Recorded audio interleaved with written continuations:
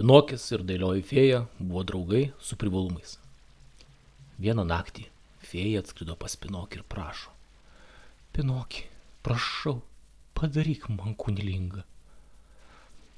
Na, dama prašo, reikia klausyt. Gulk brangioji lovytė, kojytės į šonus ir važiuojam. Procesui jau gerokai įsibėgėjus, fėja prašo. Pinokį, ar galėtum nusileisti 5 centimetriukai žemiau? Kažkaip, nesinori Pinokiui, bet, bala nematė. Nusileido. Geroji fėja klausė. Pinokį, ar tau patinka?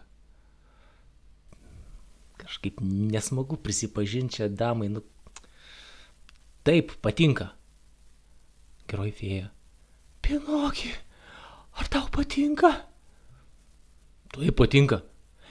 Pinokį, ar tau tikrai patinka? Ko tu manęs klausinėjai? Tu tik meluok žaltį toliau ir tęsk.